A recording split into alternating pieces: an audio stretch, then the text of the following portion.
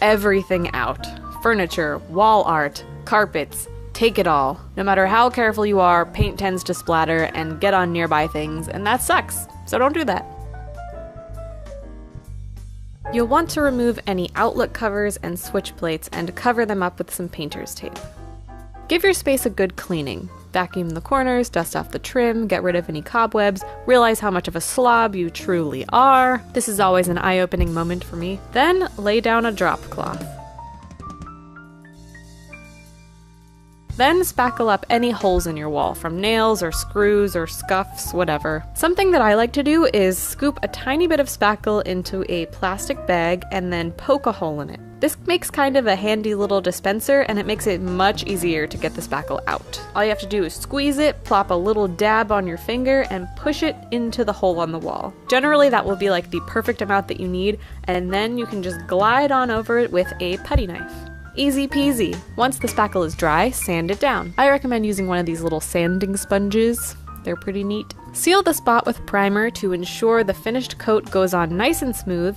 Primer is necessary to make sure the paint will adhere to the surface instead of soaking into the wall. Now for the fun part. It's time to paint! Pop open your paint can with a flathead screwdriver and let's get started. If you're working with more than one can of paint, the best practice is to mix it all together in a 5-gallon bucket. This process is called boxing. Sometimes the color mixtures can be slightly inconsistent, and you don't want to end up with 2 different colored walls. If you're painting an entire room, work from the outside in. Ceiling first, then trim, walls last. Since today I'm just painting the walls, let's cover up the baseboards with painter's tape. A big misconception is that you have to cover the entire room with tape, the windows, the corners, the ceiling, but it's honestly a waste of time and it ends up looking sloppy. The pros don't use tape, so neither should you. Unless you really need it. It's okay. We'll just cover up the baseboards to avoid any drips, and if you really feel the need to use tape everywhere, I won't judge.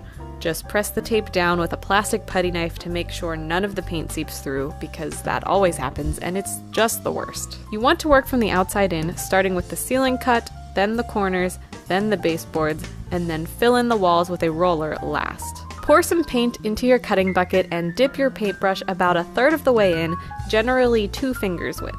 Tap it on the sides to get any excess paint off, and do not scrape it.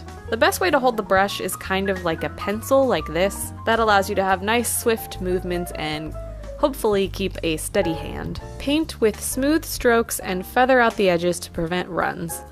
It's good to brush about 4 inches down from the ceiling before going in to cut, because you don't want it to go on too thick. You want to cut a hair into the ceiling, because if you leave a tiny line unpainted, it's going to be very visible from down below, but if you go slightly over it, it's very hard to notice. Fun fact. And you also don't need to obsess over making it perfectly, unbelievably straight, because up close you'll definitely notice, but as soon as you step down, those tiny imperfections are going to be very, very hard to see. There definitely are parts of this process that do require close attention to detail, but this is just not one of them. Continue cutting all around the rest of the edges. Only do 1 wall at a time, or even half a wall if it's a biggie, because it needs to be slightly wet when you apply the roller so that they seamlessly fit together. Generally, the texture of a paintbrush is going to be different from the texture of a roller, so you want them to kind of gradient into each other, and that's not really going to happen if one of them is dry. For the corners, use more paint than you think. Corners tend to be thirsty. If you really feel the need to use tape, you're like, I can't do this, my hands are shaky, I don't trust myself. It's cool, I get it. Just use the tape as more of a guideline. Don't like paint all over it like a madman, because I guarantee you that is going to leak everywhere. Once the edges are painted, it's time to break out the roller. Dip just a little bit into the paint and roll it across the pan to even it out. Resist the urge to submerge the entire roller. So the general rule is that you lay it on and then you lay it off.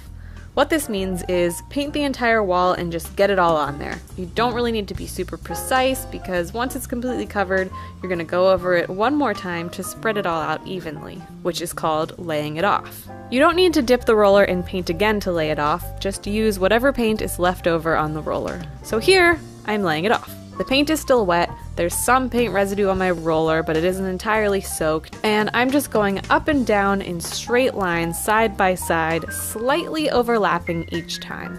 And don't worry about these lines, as the paint dries, they will disappear. Try to go slow to avoid paint splatters. Take your time to get the best results.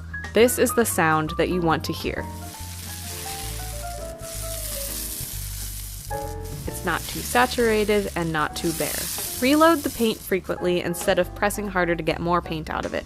This can cause drips and give it a weird texture, which we don't want. After reloading, start painting again about half a roller's width away, then spread it out in either direction. This will make sure you aren't overlapping too much paint at a time. Turn the roller sideways to get tough spots like under the windows or a half wall like this one. Most of the time you will need 2 coats, but it really depends on the paint. Once you're totally done, let it dry and make sure you remove the tape within 1 or 2 hours to prevent it from adhering